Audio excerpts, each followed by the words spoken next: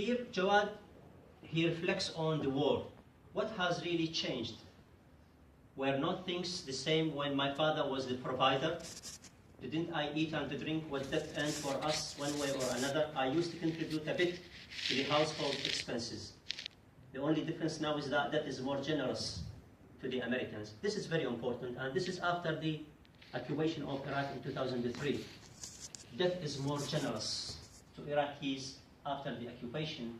And here Jawad, or Sinan Anton, the novelist, he stresses and emphasizes the idea of loss of security and safety after the occupation.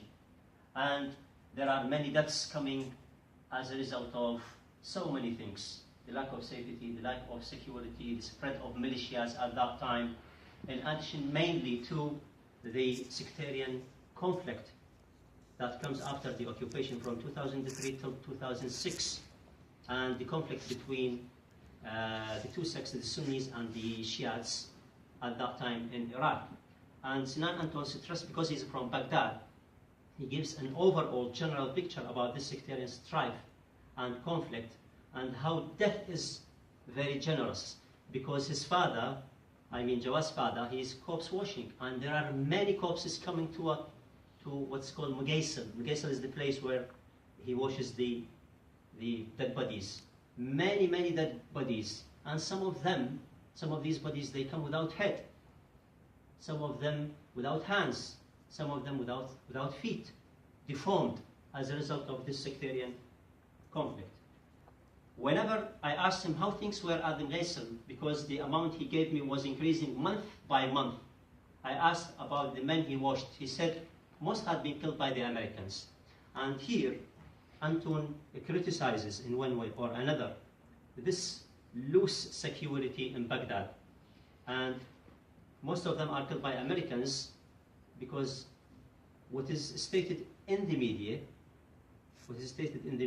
here in the West is different from what we have lived as Iraqis in Iraq, because we see face to face what is going on, and how the troops back there, whether the Americans or the British troops, how they manage or how they treat certain, for example, experiences they face in the street. For example, when they go into patrol and there is a car in front of them, what they will do? Will they shoot the driver? Will they kill him? Will they talk to him?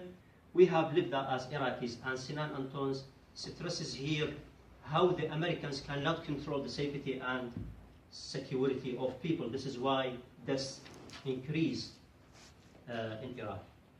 One may start discussing the occupation and the post-occupation narrative as depicted by Anton by quoting Michel Foucault, who states in society must be defended.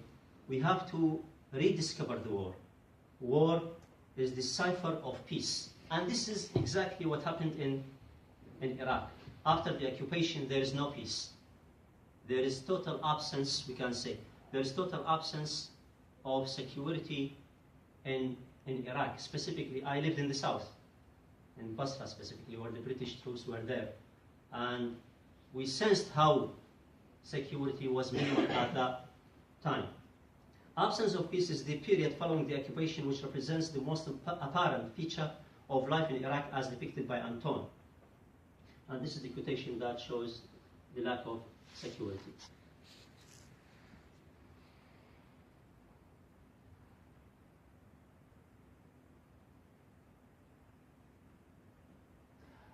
As a result of these terrible and horrible experiences that Jawad witnesses in the wars, he comments here, I had to come to a point where I hated everyone equally. He's talking here about the sectarian strife between Sunnis and Shias.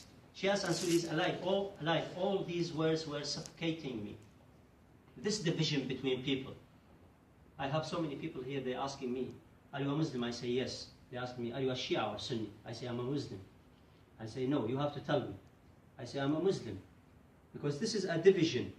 It is strictly created by certain circumstances in our history. But majorly, both Sunnis and Shias, they are what? They are Muslims. And he, as a Muslim, Jawad, now, after the sectarian strife, he comes to the conclusion that these slogans and these names are no more important in his life. He doesn't want to belong to any one of these. Shiites, Sunnis, Christian, Jew, Mandarin, Yazidi, infidel.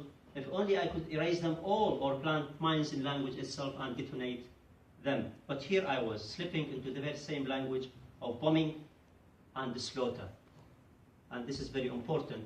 He registers the bombing that happens after the occupation and what happened to people, and the slaughter in the sectarian strife, the slaughter that hit both the Sunnis and the Shiites at that time.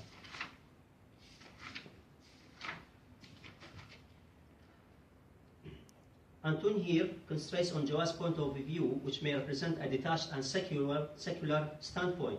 Jawad is too angry and disgusted with these names and disconnects the people rather than uniting them. Jawad sees that these names block his breathing because people act according to these very names, very belonging conceptions, rather than basing them on their actions and behaviors, which are primarily human. Jawad is traumatized because he sees every day how sectarianism divides the Iraqi people and leads to multiple piles of killings and deaths and inhuman acts.